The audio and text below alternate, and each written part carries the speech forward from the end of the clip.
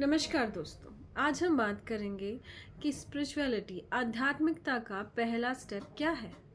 उसका पहला स्टेप है हिंसा ना करना, अहिंसा का पालन करना। अब हिंसा चार तरह की होती है। पहले हम मन से करते हैं, फिर हम विचारों से करते हैं, फिर हम वाणी से करते हैं, फिर हम कर्म से करते हैं। तो जैसे आपको किसी पे गुस्सा आ गया, किसी को आप मार रहे हो, पहले आप मन में सोचेंगे इसको तो मैं अभी बताता हूँ, फिर आप उसको डांट के बताएंगे कि थप्पड़ मारूंगा, ऐसा मत कर। वाणी से हिंसा की आपने, फिर आपने उसको लगा ही दिया कर्म से, और फिर आपके वैसे ही विचार बन जाते हैं, आपका संस्कार बन जाता है हिंसा का, राइट। तो ये इस चीज़ को हमें रोकना होगा अगर हमें स्पिरिचुअलिटी की तरफ बढ़ना है। तो सबसे पहले इस पूरे श्रेणी को तोड़ने के लिए हमें सबसे पहले जो मन में जो हमारी हिंसा पैदा हुई है उसको हटाना होगा। हिंसा हमारे मन में क्यों पैदा हुई, इसके कई कारण हो सकते हैं। जैसे कई बार हम खुद दुखी होते हैं तो हम दूसरों पे गुस्सा कर देते हैं या हिंसा करने की कोशिश करते हैं। कई बार बोलते हैं ना, आज तो मेरा मूड ख़राब है, मेरे से बात मत करो वरना मैं कुछ कह दूँगी। ऐसा हमारे साथ होता है। तो स्पेशली हमें अपने मन को खुश रखना है।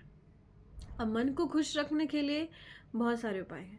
सबसे आसान तरीका है कि आपको मन जिस चीज़ में लगता है वो कार्य आप हर रोज़ ज़रूर करें। जैसे जब हम बचपन में थे, छोटे थे, तो हम किस चीज़ से खुश होते थे?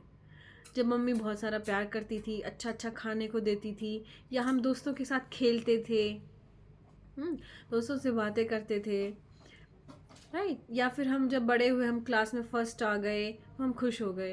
तो कहने का मतलब ये है, अगर आपको किसी दोस्त से बात करके खुशी मिलती है तो आप उससे ज़रूर बात कीजिए, लेकिन कम टाइम के लिए, क्योंकि अधिकता जहाँ भी आ जाएगी फिर वो काम ख़राब करेगी। तो अपने दोस्त से 10 मिनट हर रोज़ ज़रूर बात कर लें, जो भी आपका बेस्ट फ्रेंड है, जिससे बात करके आपको खुशी महसूस होती है। फिर है खेलना। खेलने से माइंड फ्रेश हो जाता है, और माइंड फ्रेश होगा तो आपके अंदर खुशी की लहर उठेगी। तो कोई भी आउटडोर गेम आप खेल सकते हैं। फिर है, कई बार हमारे कार्य इतना होता है कि हमें टाइम नहीं मिलता है, तो आप घर पे कोई भी गेम खेल लीजिए।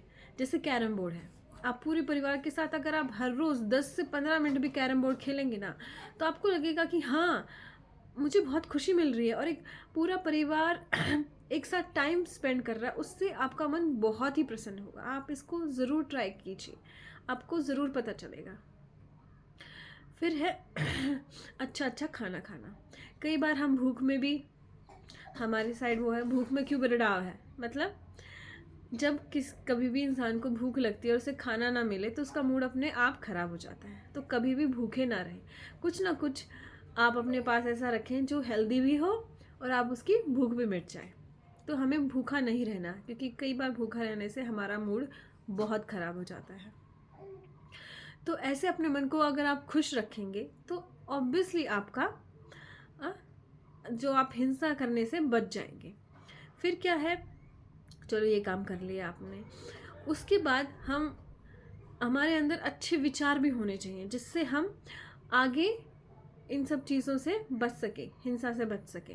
कई बार हमारे विचार भी हमें कर देते हैं, तो मतलब क्या हो गया कि हमारे अंदर एक सॉफ्टनेस आ जाए, हम जिससे भी बात करें प्यार से ही बात करें। तो उसके लिए बेस्ट सोल्यूशन है, रामायण का एक एपिसोड आप हर रोज़ ज़रूर देख लें।